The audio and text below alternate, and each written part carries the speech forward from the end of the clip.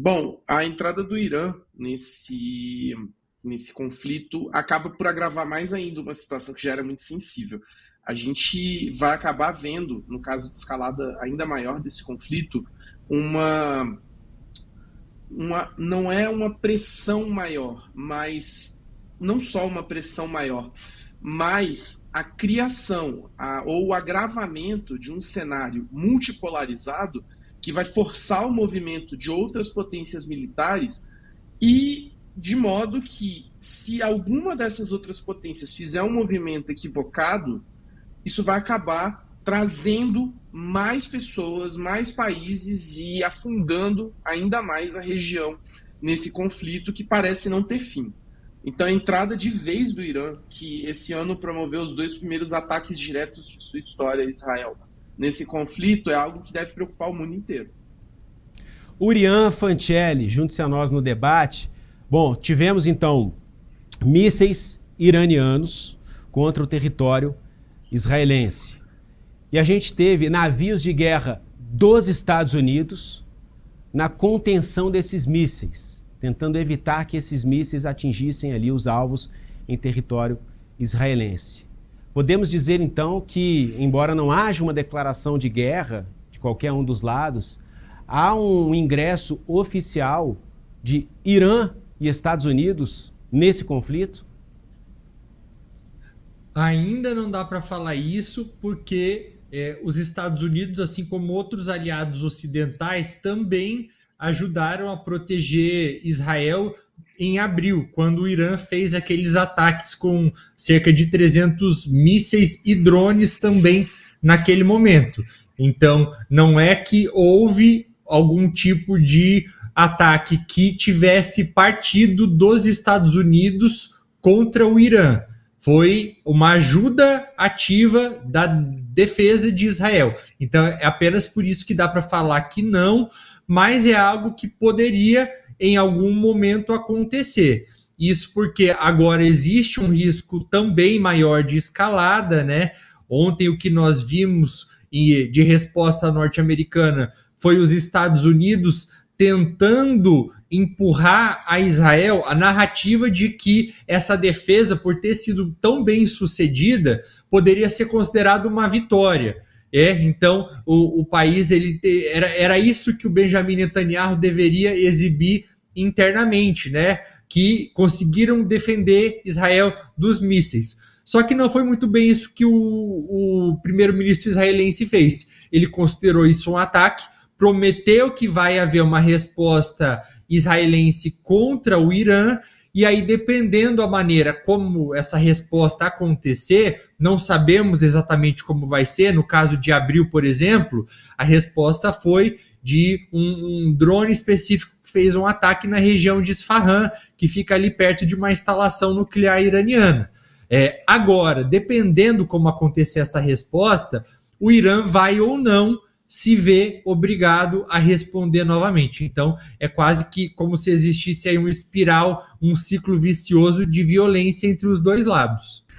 Bom, mesmo essa afinidade ideológica, ela normalmente consegue explicar no máximo 60% do fenômeno político que envolve toda a tomada de decisão desse tipo de agente.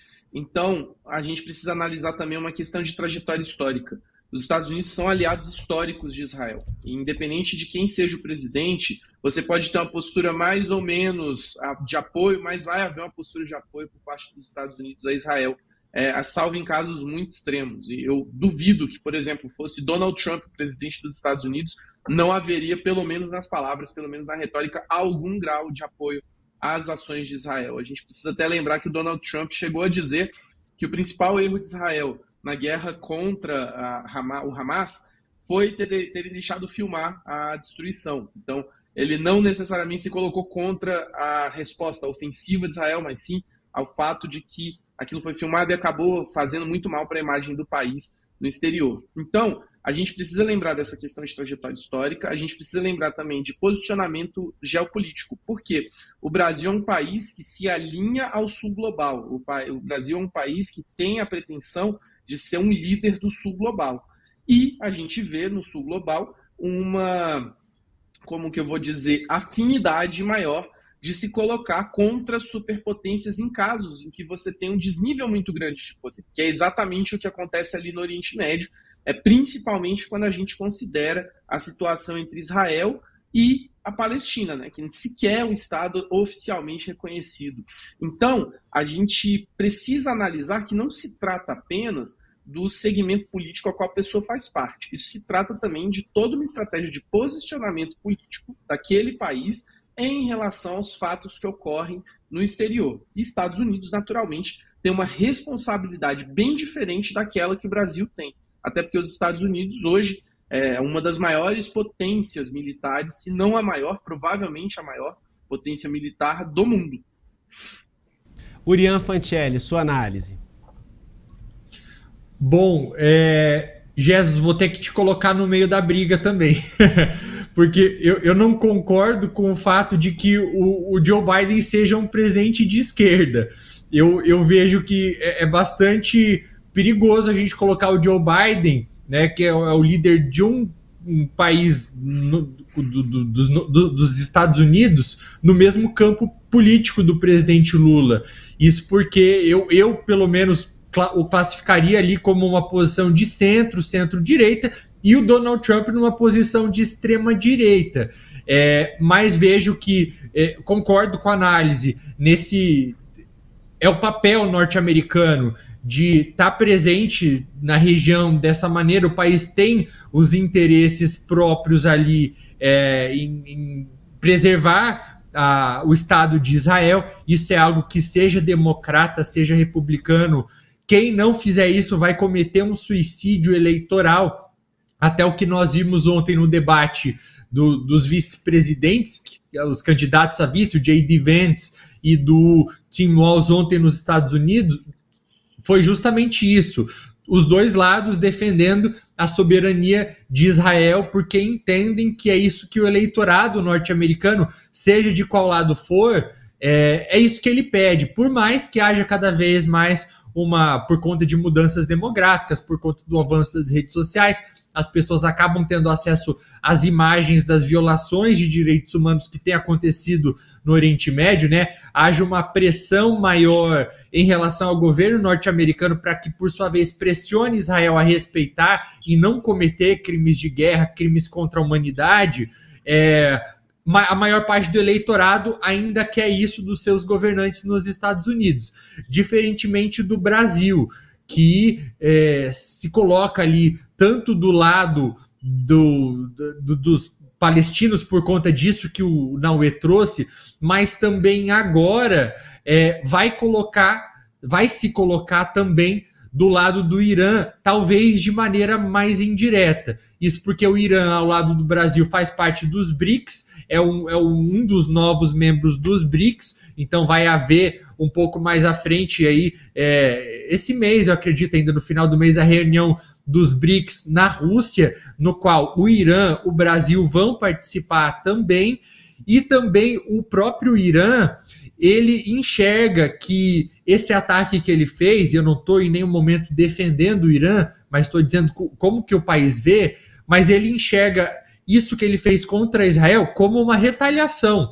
como uma resposta contra uma violação da sua própria soberania, de quando Israel faz um ataque ali visando não apenas o líder do Hezbollah, mas também o líder do Hamas na capital iraniana. Então ele enxerga que ele está obedecendo aquelas regras do direito internacional que falam que um país atacado tem o direito de defesa. Muito provavelmente é assim que o Brasil vai se posicionar.